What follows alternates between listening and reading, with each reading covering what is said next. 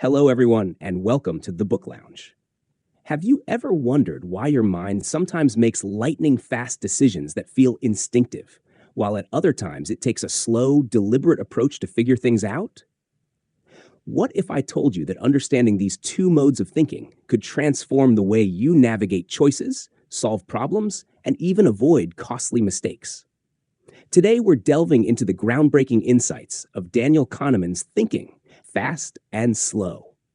This book unlocks the secrets of how our brains work, why we act the way we do, how biases shape our decisions, and how we can think smarter in every area of life. Stick around, because by the end of this session, you'll not only grasp the science behind these thought processes, but also gain practical tools to outsmart your own mind. Whether it's sharpening your intuition, improving your analytical thinking, or simply becoming more self-aware, this audiobook promises to leave you with wisdom you'll carry forever. Ready to change the way you think? Let's get started. Chapter 1. The Characters of the Story. In the opening chapter, we are introduced to the two central characters driving the narrative, System 1 and System 2, the two modes of thinking that govern our minds. These systems don't exist as physical parts of the brain, but as metaphors for how we process information and make decisions. Understanding them is the key to unlocking the mysteries of human behavior. System 1 is fast, intuitive, and automatic. It operates effortlessly, drawing on instincts, past experiences, and mental shortcuts to make quick judgments. It's the part of your mind that instantly recognizes a face, finishes a common phrase, or slams the brakes when a car suddenly swerves in front of you. It's always on, working tirelessly to navigate the world with minimal effort. System 2, on the other hand, is slow, deliberate, and analytical. It's the thinker in your mind, stepping in when complex problems need solving or decisions require careful reasoning. It's what you engage when solving a math problem, planning a project, or comparing the pros and cons of a decision.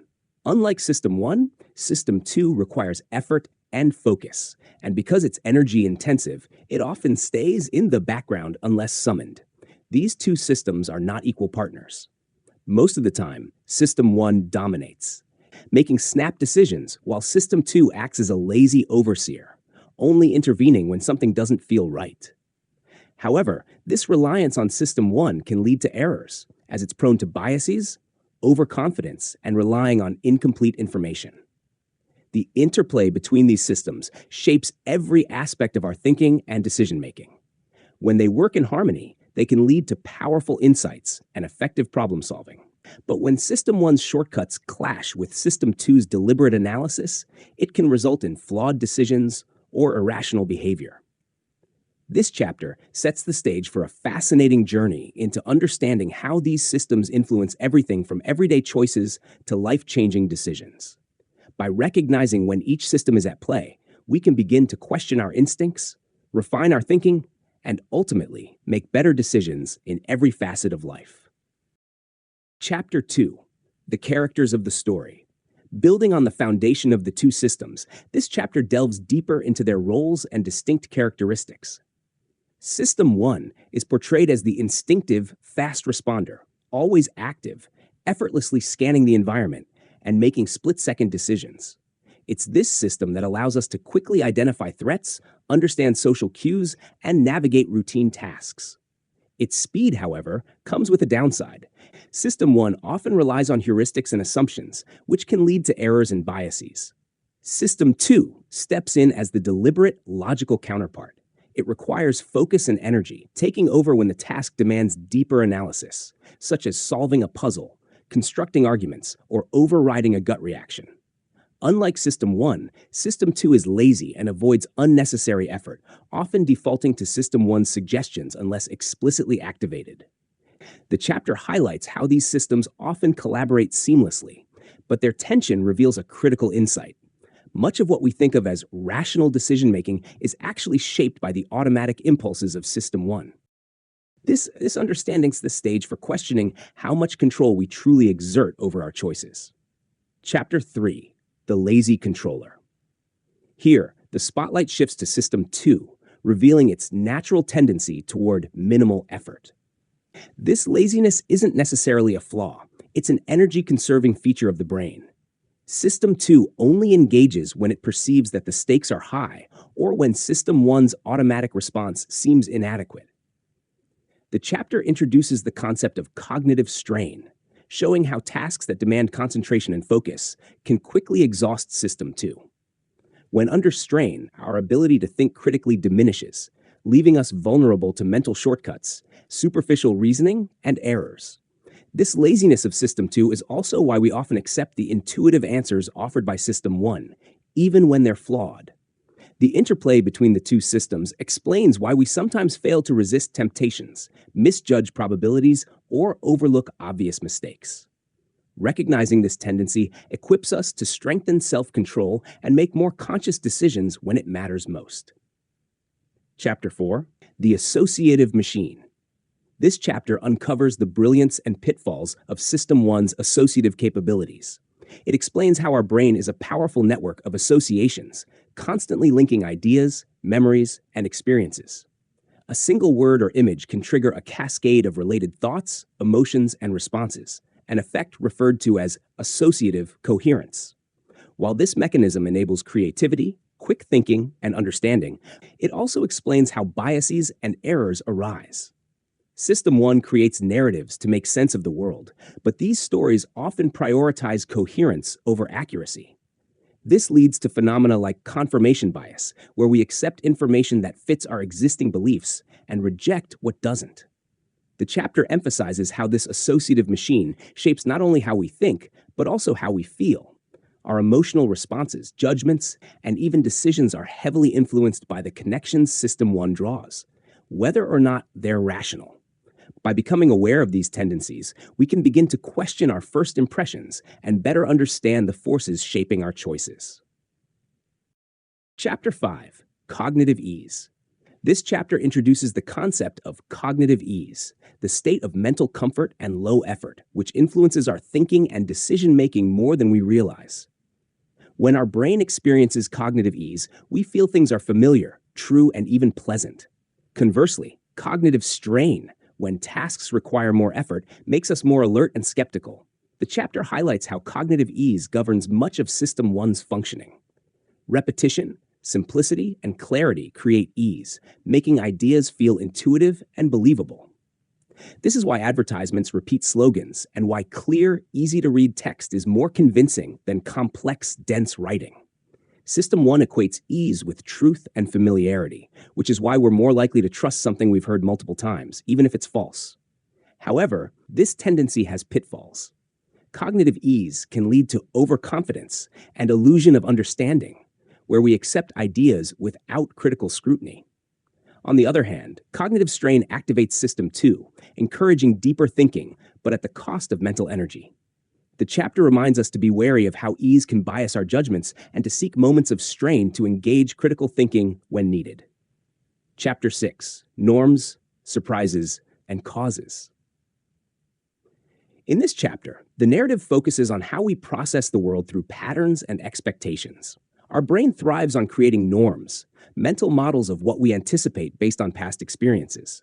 These norms help us navigate the world efficiently, predicting what's likely to happen next. When events align with our expectations, they pass unnoticed. However, surprises, violations of these norms grab our attention, triggering System 2's scrutiny. The chapter explains how surprises often lead to causal reasoning, as we instinctively seek to explain what doesn't fit our expectations. Our search for causes, though useful, can mislead us. System 1 has a tendency to oversimplify, attributing outcomes to single causes or patterns that may not exist. This illusion of causality fuels superstitions, incorrect assumptions, and flawed decisions. For example, we may overestimate the influence of leadership in a company's success or blame individuals for outcomes shaped by broader systemic factors.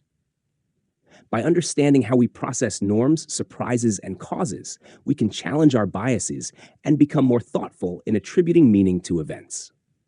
Chapter 7: A Machine for Jumping to Conclusions. This chapter exposes the incredible efficiency and recklessness of System 1 in its role as a machine for jumping to conclusions. With minimal information, System 1 constructs coherent narratives to make sense of the world. It excels at filling gaps and connecting dots, often leading to snap judgments that feel certain but are dangerously incomplete. The concept of Wiziati, what you see is all there is introduced to explain how System 1 operates. It focuses on the information at hand, ignoring what's missing, and constructs a plausible story without questioning its completeness.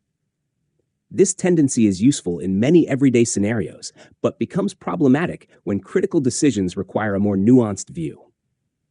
System 1 also suffers from overconfidence and substitution, where it replaces a difficult question with an easier one. For instance, instead of asking, "Is this investment sound?" it might ask, "Does this investment feel good?" These shortcuts lead to poor decisions when System 2 doesn't intervene. The chapter urges us to recognize when we're relying on incomplete information and to resist the allure of simplicity in complex situations. By questioning the conclusions of System 1, we can avoid its pitfalls and make more informed choices. Chapter 8: How Judgments Happen. This chapter explores how our minds assess situations and make judgments, focusing on the mental shortcuts and biases that shape our decisions. When faced with uncertainty, System 1 takes the lead, relying on heuristics, simple rules or mental shortcuts, to arrive at answers. While these shortcuts are often efficient, they're prone to systematic errors. One key heuristic discussed is attribute substitution, where System 1 substitutes a complex question with an easier one. For example, instead of evaluating someone's competence, we might rely on how confident or likable they appear. This substitution feels natural and intuitive, but it can lead to flawed conclusions because the substitute question isn't always relevant or sufficient. The chapter also emphasizes the role of intensity matching, where we instinctively map values from one domain to another. For instance, when asked to predict how successful a student will be based on their grades, we unconsciously match their academic performance to a broader success scale. This often leads to overconfidence, as our judgments ignore other critical factors. Ultimately, the chapter highlights that while our minds are wired to create coherent narratives and confident judgments, these processes can mislead us if left unchecked. Recognizing the limits of heuristics is key to refining how we evaluate and decide. Chapter 9: Answering an Easier Question. In this chapter, the narrative delves deeper into substitution and how it drives our decision-making. When faced with a difficult, complex question, System 1 instinctively replaces it with an easier one, often without us even noticing. For example, instead of asking, "Is this politician's policy effective?" we might answer, "Do I like this politician?" This process, though efficient, introduces biases because the substitute question rarely captures the full complexity of the original. It's also influenced by emotions, leading to what's known as the affect heuristic, where our feelings about something, good or bad, shape our judgments, even in unrelated areas. For instance, our opinion of a product's appearance might influence how we rate its quality or effectiveness. The chapter warns of the risks associated with this pattern, as it allows emotions and unrelated impressions to cloud critical thinking. By becoming aware of when we're answering an easier question, we can consciously pause and redirect our efforts toward tackling the actual issue. Chapter 10: The Law of Small Numbers. This chapter examines our tendency to misinterpret statistical data, particularly when working with small sample sizes. The law of small numbers describes the erroneous belief that small samples are as representative of the population as larger ones. This fallacy often leads to overgeneralization and false conclusions. For instance, small hospitals may report more extreme outcomes, e.g., unusually high or low disease rates, simply because smaller sample sizes are more prone to variability.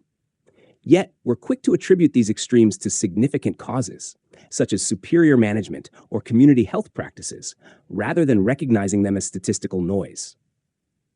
System 1's love for coherent stories exacerbates the issue.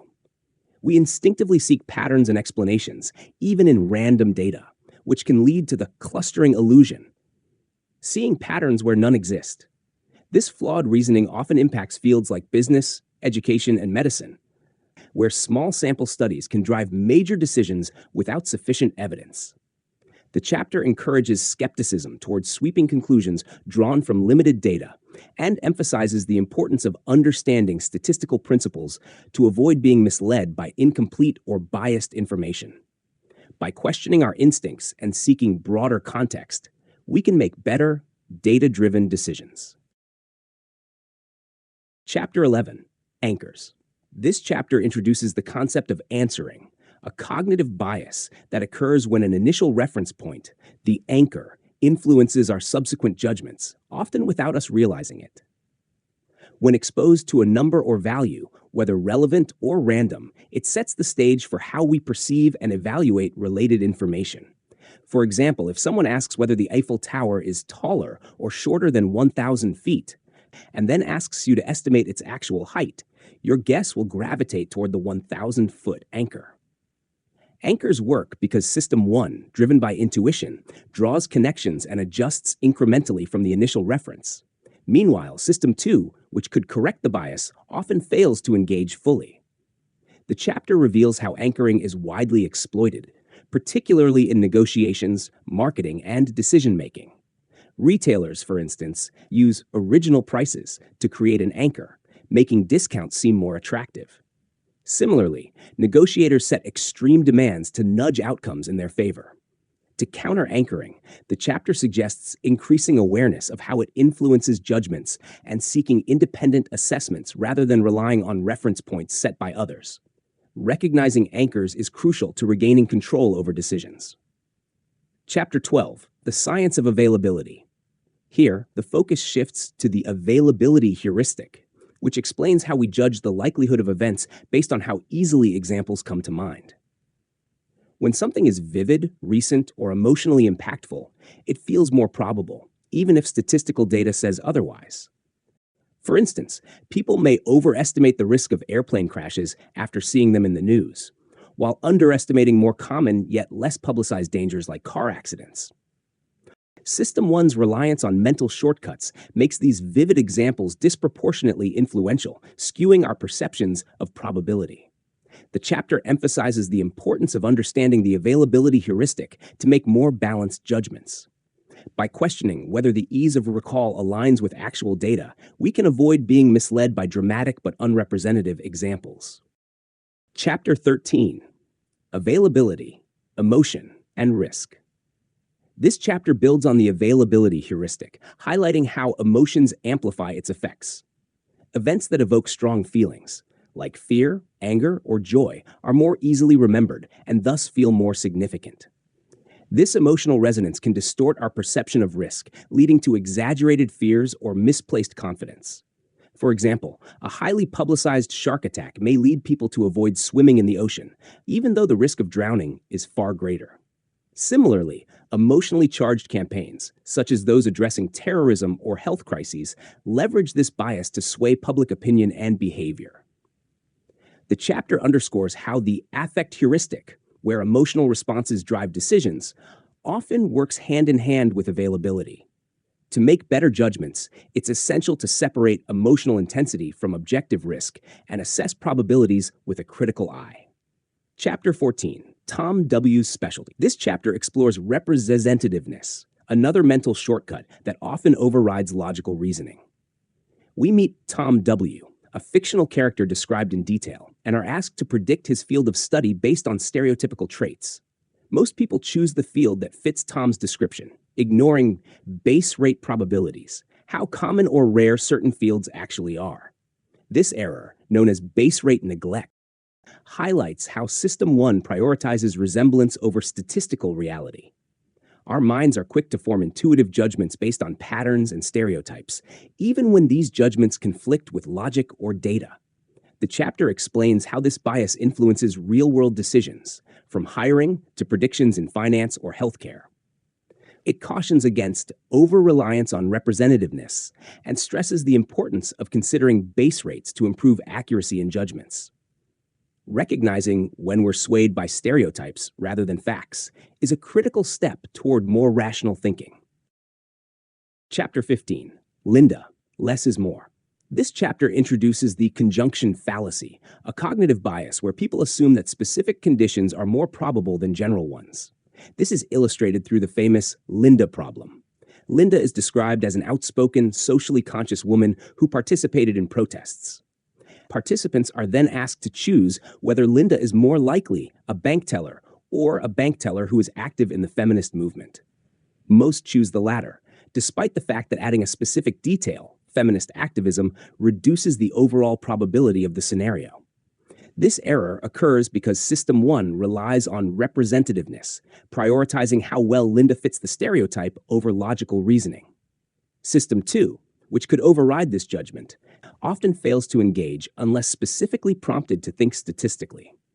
The chapter highlights the importance of understanding this bias in decision-making, particularly in fields like law, medicine, and policy, where conjunction errors can lead to flawed assessments.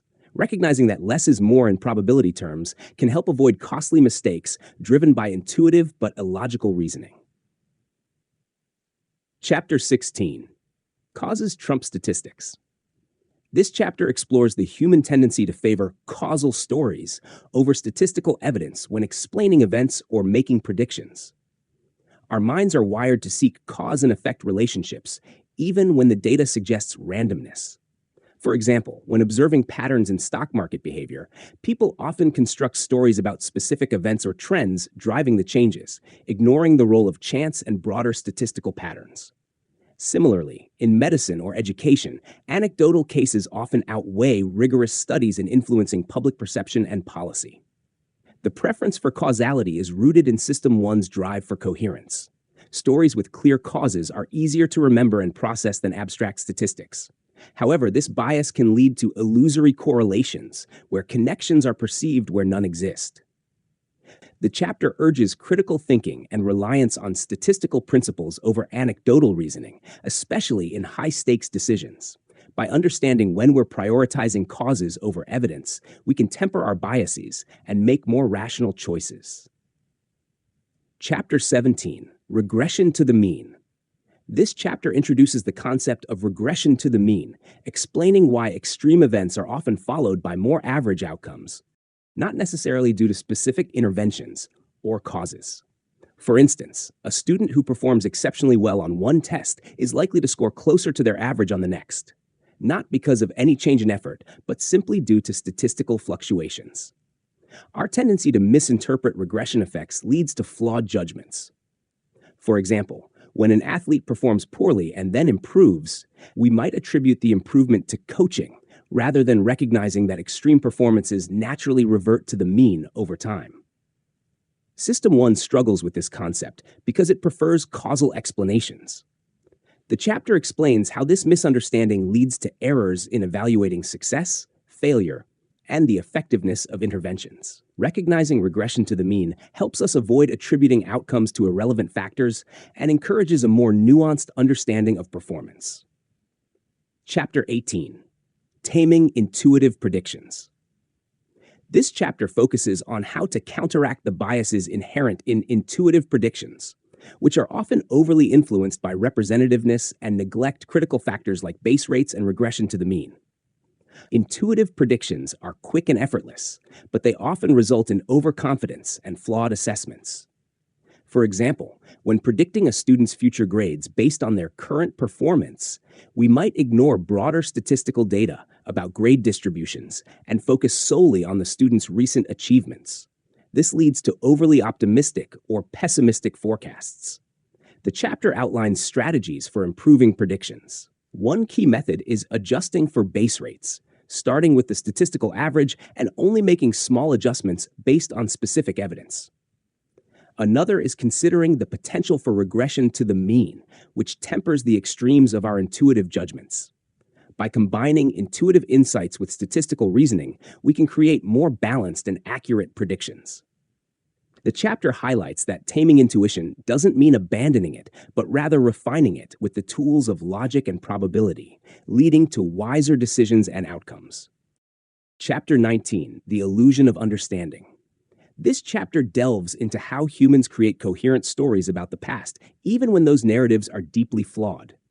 Our minds are wired to seek order and causality, constructing explanations that fit known outcomes.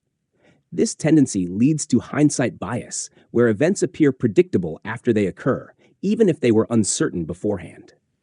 Hindsight bias fosters the illusion that we understand the world better than we actually do. For example, after a company succeeds, we might attribute its success to visionary leadership or innovative strategies, ignoring the role of luck or external factors. Conversely, failure prompts us to see clear flaws in decisions that seemed reasonable at the time. This illusion of understanding influences personal decisions, business strategies, and even historical analysis, often leading to overconfidence.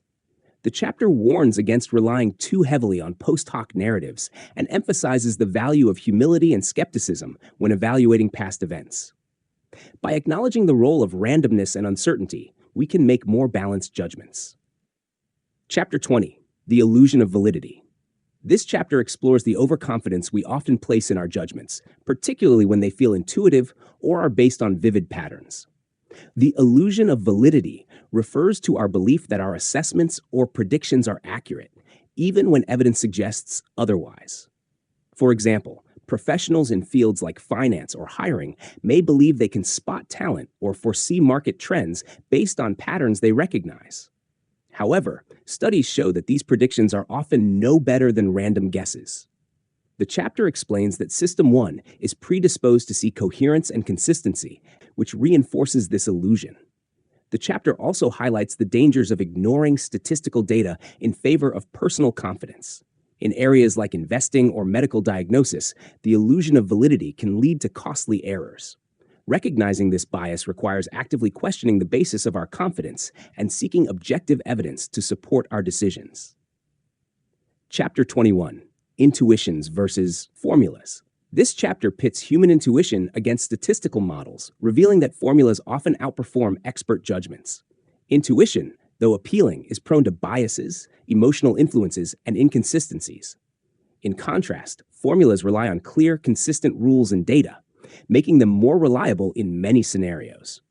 For instance, when predicting student success, a formula based on GPA and test scores tends to outperform admissions officers' assessments, which can be swayed by irrelevant factors like charisma or personal impressions. The chapter provides examples from diverse fields, including medicine, business, and sports, where simple algorithms achieve better outcomes than expert intuition. The resistance to using formulas often stems from a belief in the unique value of human insight.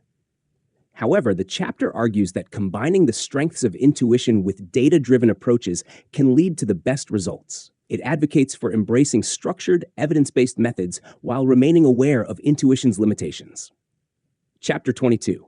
Expert Intuition. When can we trust it?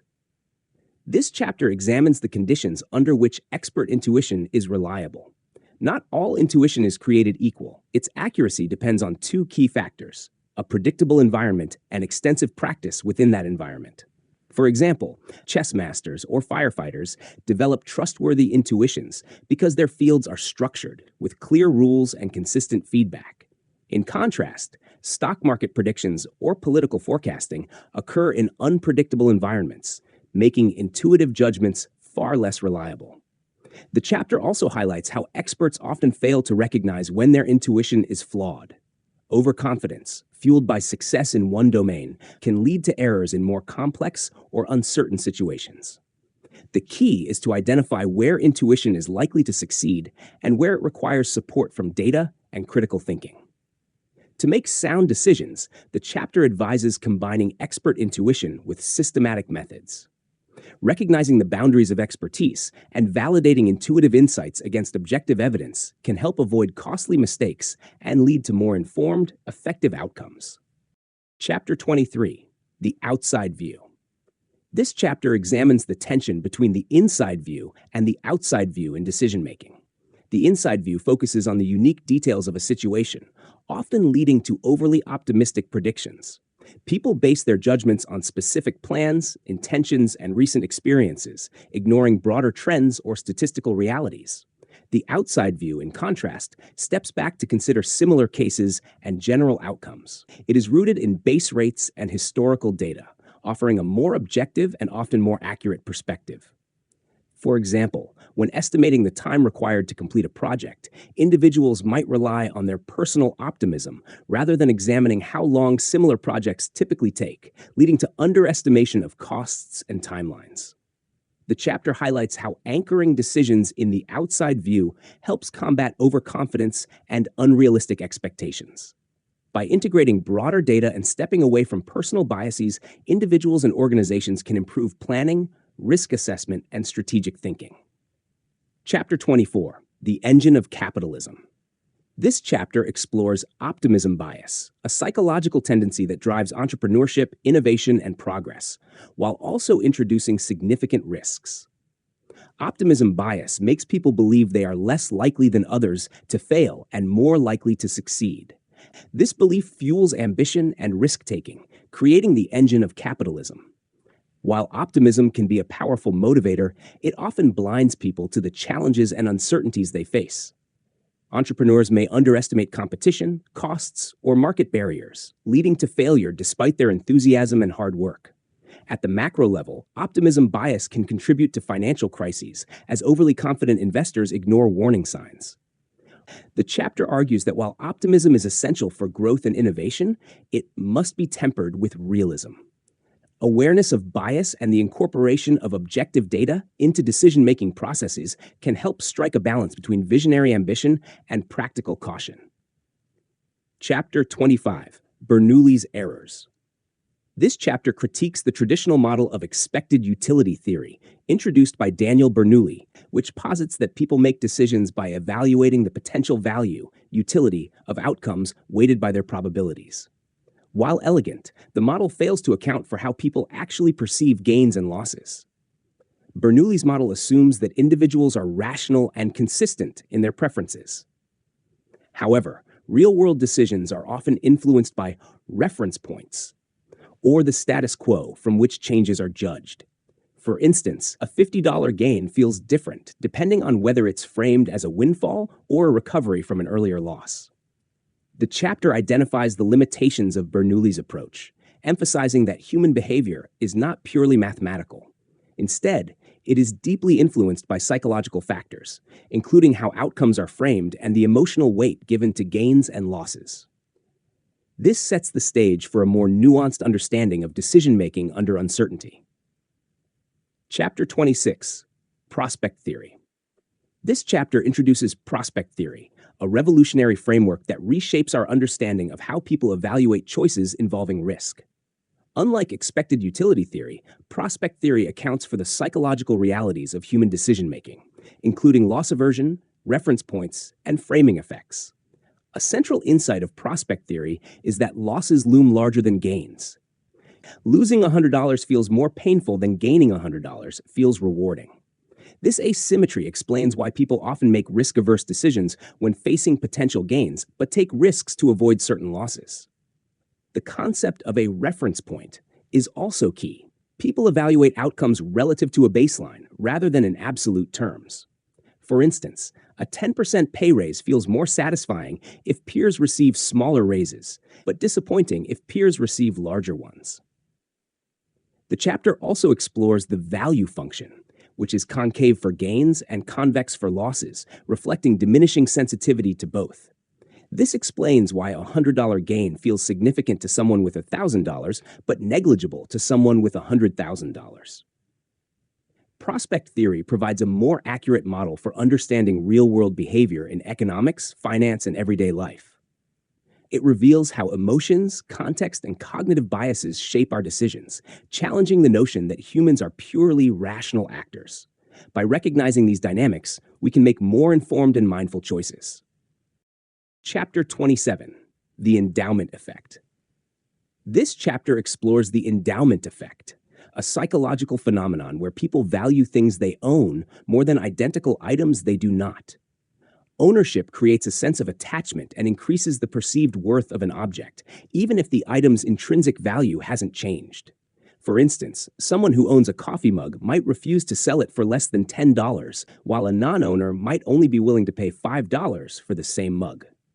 This bias is driven by loss aversion, as giving up something feels like a loss, which is emotionally more impactful than the potential gain from acquiring it. The endowment effect extends beyond physical items. It influences how people perceive investments, jobs, or even ideas. Once people own a position, they resist change, overvaluing what they already have. This bias can lead to irrational decisions, such as holding onto failing stocks or resisting innovation in business. Recognizing the endowment effect helps mitigate its influence. By focusing on objective value rather than subjective attachment, better choices can be made, whether in negotiations, investments, or daily life. Chapter 28, Bad Events. This chapter highlights the disproportionate impact of negative experiences on human perception and decision-making. Bad is stronger than good, a psychological truth that governs how people evaluate risks, relationships, and events. Negative emotions, memories, and outcomes leave a deeper imprint than positive ones of equivalent intensity. For example, a harsh critique overshadows numerous compliments, and a single failure feels more significant than multiple successes. This negativity bias evolved as a survival mechanism, prioritizing threats over rewards to ensure safety. However, in modern contexts, it skews decision-making, leading to excessive caution and pessimism. The chapter also discusses how negative framing can manipulate choices. For instance, emphasizing a 5% failure rate feels more alarming than a 95% success rate, even though the information is identical. Understanding the power of bad events allows individuals to navigate their emotions more effectively and counteract undue influence from negativity. Chapter 29. The Fourfold Pattern. This chapter introduces the fourfold pattern of risk attitudes, a framework that reveals how people handle probabilities and outcomes differently based on the stakes involved. The pattern emerges from the interplay of two psychological principles: loss aversion and the overweighting of low probabilities. 1. High probability gains. People tend to be risk-averse, preferring a smaller guaranteed gain over a larger potential gain. High probability losses. Risk-seeking behavior emerges, with people willing to gamble to avoid a large certain loss. 3. Low probability gains. Low probabilities are overweighted, leading to risk-seeking behavior, such as buying lottery tickets. 4. Low probability losses. Here, risk aversion dominates, as people overreact to small chances of catastrophic events, like purchasing excessive insurance. The fourfold pattern explains many paradoxical behaviors, such as why people simultaneously play the lottery and overinsure minor risks. Understanding this framework helps clarify the irrational ways in which probabilities influence decisions, offering tools to make more rational choices. Chapter 30, Rare Events. This chapter examines how people perceive and respond to rare events, revealing consistent biases in evaluating unlikely outcomes. Rare events are typically overweighted, meaning their impact on decisions is disproportionate to their actual probability. This explains why people fear airplane crashes, though they are exceedingly rare, while underestimating more common but less dramatic risks like car accidents. System 1 amplifies rare events by making them vivid and emotionally salient. Stories, images, and media coverage enhance their memorability, skewing perceptions of likelihood. For instance, a high-profile shark attack may deter beachgoers despite the infinitesimal risk. Rare events are also influenced by framing effects. When described in ways that evoke fear or excitement, people are more likely to act irrationally, buying unnecessary insurance, avoiding travel, or chasing improbable jackpots. The chapter emphasizes the need for a rational approach to rare events, grounded in statistical reasoning rather than emotional reactions. By recognizing how rare events are exaggerated in our minds, we can counteract their disproportionate influence and make decisions that align with reality. Chapter 31, Risk Policies. This chapter delves into how consistent risk policies can help counteract the biases and irrational behaviors that often accompany decision-making under uncertainty. It begins by emphasizing that individual decisions are prone to emotional and situational influences, which lead to erratic outcomes. Adopting a risk policy shifts focus from one-off decisions to a broader, systematic approach. Risk policies encourage long-term thinking and reduce the influence of immediate emotions. For instance, an investor following a pre-established diversification policy is less likely to panic during market downturns or chase fleeting trends. Similarly, Organizations can avoid costly errors by instituting frameworks for decision making that prioritize statistical reasoning over intuition. The chapter highlights the power of mental accounting, where decisions are grouped into categories like spending, saving, or investing. While helpful, mental accounting can also trap individuals into suboptimal behaviors, such as treating bonuses as free money to splurge rather than integrating them into broader financial goals. A robust risk policy minimizes such distortions by fostering a cohesive strategy. Chapter 32, Keeping Score. This chapter examines how people track and evaluate outcomes using mental accounts, often skewing their judgments in the process. Mental accounting assigns value to gains, losses, and expenditures based on arbitrary categories rather than objective reality. For example, people might hesitate to sell a stock at a loss to keep the score of their investments positive, even if holding the stock is irrational. Keeping score also ties closely to reference points. Gains and losses are measured relative to these baselines, which can shift over time. A salary increase, for instance, feels gratifying until it becomes the new normal. This constant resetting of reference points means satisfaction is fleeting, and people often chase progress without recognizing it. The chapter warns against the dangers of focusing too narrowly on individual outcomes or short-term wins. Broader, aggregate perspectives lead to better decisions, whether in personal finance, business strategies, or life goals. Recognizing and challenging mental accounting biases helps align decisions with long-term objectives rather than momentary emotional satisfactions. Chapter 33, Reversals. Reversals highlight how framing, the way choices are presented, can dramatically alter preferences, even when the underlying outcomes remain unchanged. This chapter illustrates that people's decisions are not stable, but depend heavily on context. For instance, choosing between saving 200 lives versus letting 400 die leads to different choices, even though the scenarios are mathematically identical. Framing taps into emotional responses, particularly loss aversion. People are more motivated to avoid losses than to achieve equivalent gains, which is why the same situation framed as a potential loss feels more urgent. Advertisers, policymakers, and negotiators exploit this bias to influence behavior. The chapter stresses the need to recognize and neutralize framing effects in decision-making. By consciously reevaluating choices from multiple perspectives, individuals can uncover inconsistencies and make decisions based on logic rather than emotional manipulation. This practice fosters greater self-awareness and better outcomes in both personal and professional contexts. Chapter 34, Frames and Reality. This chapter explores the interplay between frames and reality, emphasizing how perception often diverges from objective truth. Frames are mental structures that shape how information is processed, influencing attitudes, beliefs, and decisions. For example, describing a surgery as having a 90% survival rate feels more reassuring than framing it as a 10% mortality rate, even though both are equivalent. Frames not only affect individual choices, but also societal narratives. Politicians and media outlets craft frames to sway public opinion, shaping how people view issues like taxes, healthcare, or climate change.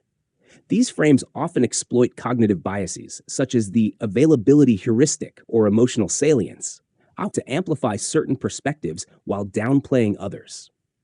The chapter underscores the importance of reframing, a skill that allows individuals to challenge dominant narratives and uncover alternative viewpoints. Reframing helps align perceptions with reality, whether in interpersonal conflicts, organizational strategies, or public discourse. By questioning how information is presented and seeking multiple perspectives, people can resist manipulation and make more balanced decisions. Understanding frames reveals the malleability of human judgment and the power of context in shaping beliefs.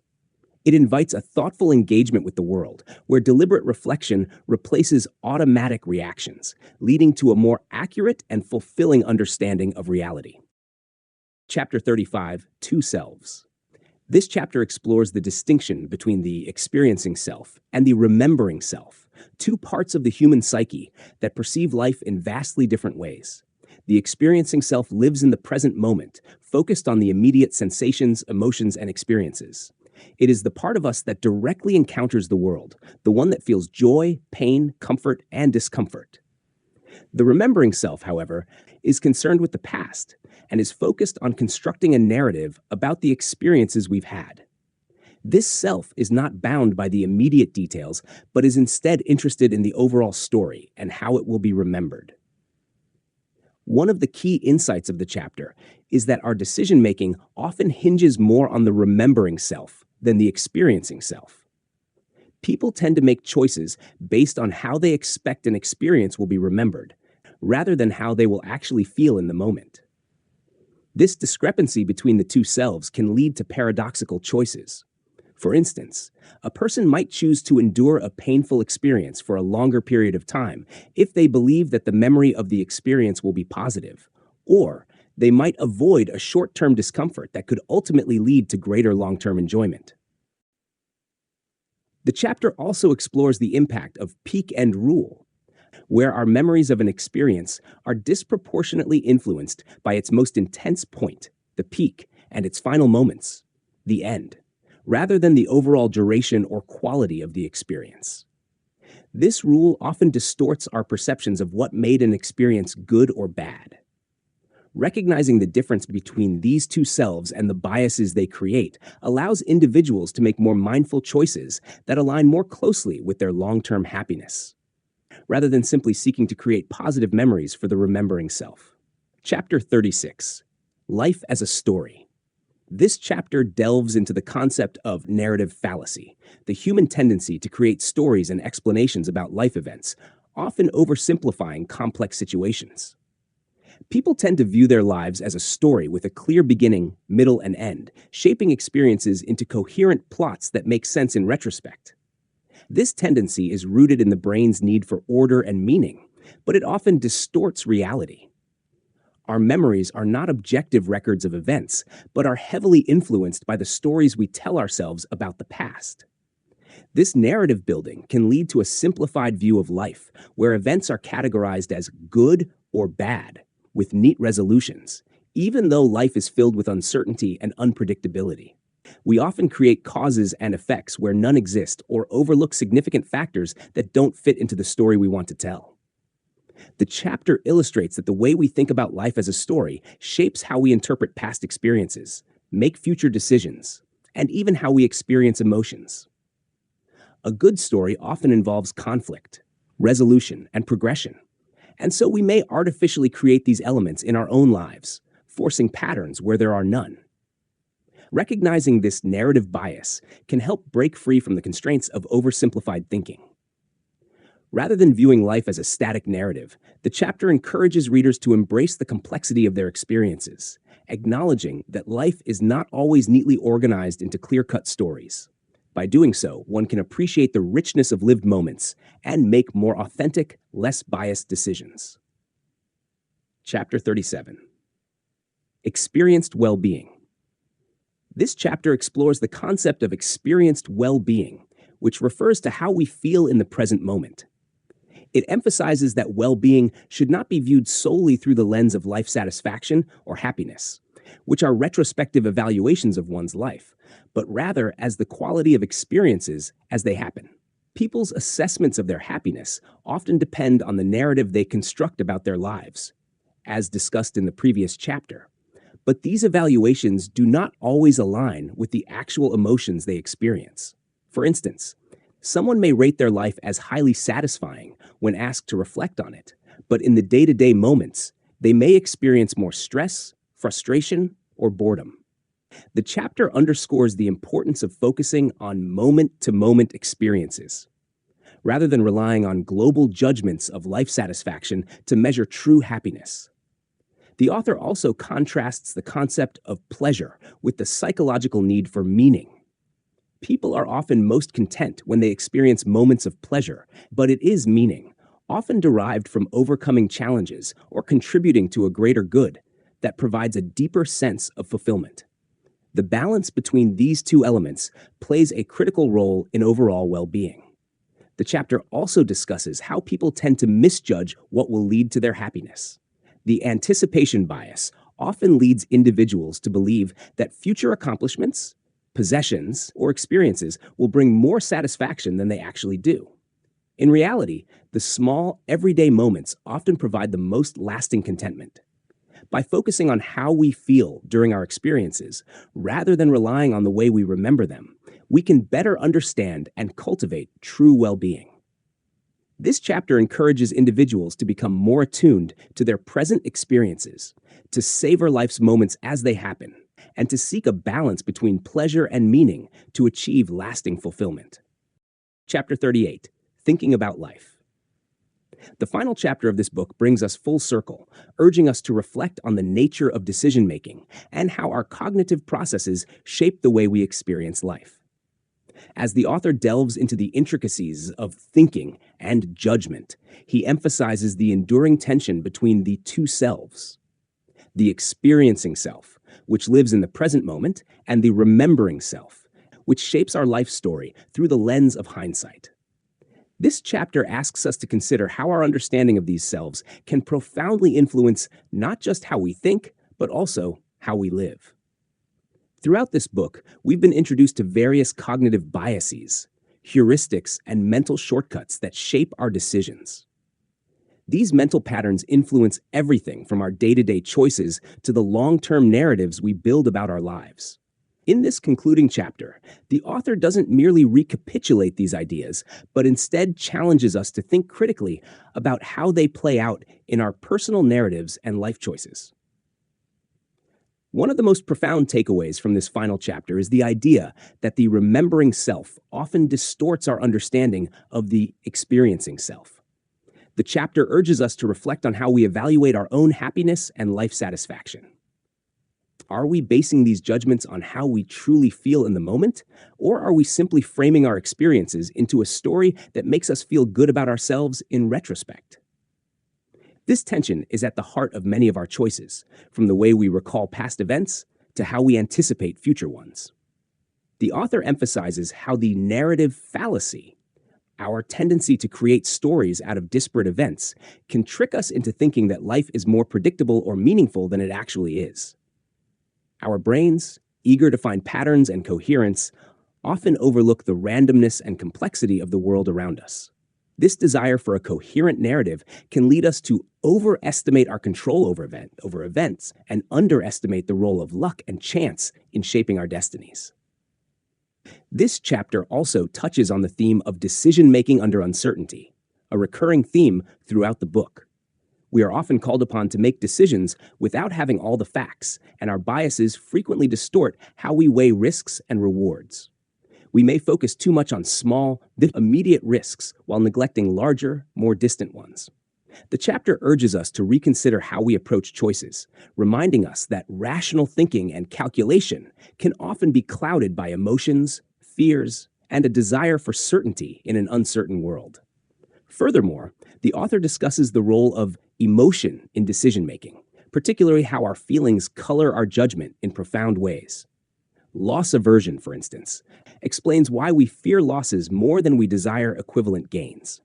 This emotional bias can lead us to make decisions that are more about avoiding discomfort than about seeking out long-term happiness or growth.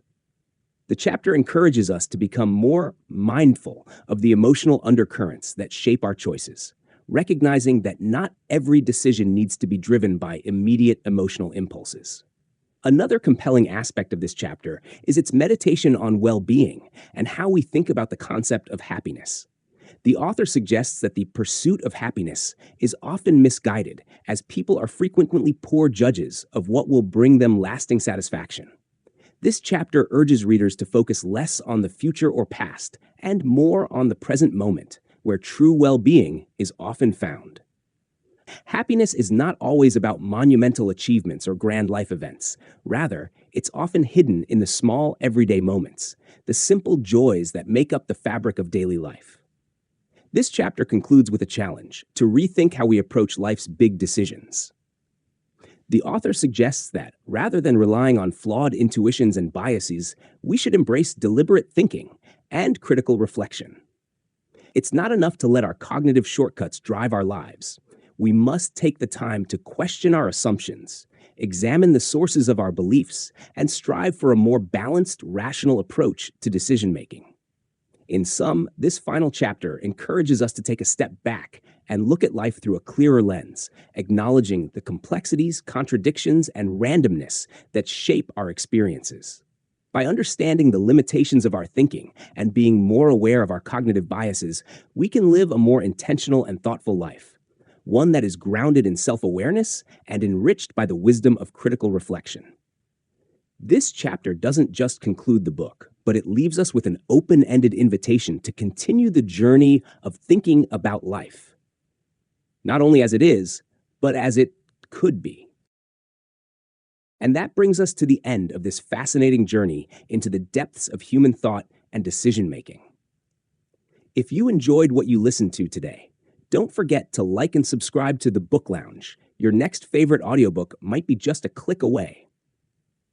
Share your thoughts in the comments below. What ideas challenged you? What lessons will you carry forward? And what stood out the most? Let me know which book you'd like me to cover next, because your input shapes this channel. Plus, don't miss out on the free one-page summary of this audiobook. It's packed with the key insights ready for you to download via the link in the description. Stay tuned for the next book. It's one you won't want to miss. Until then, happy listening and keep feeding your mind with great ideas.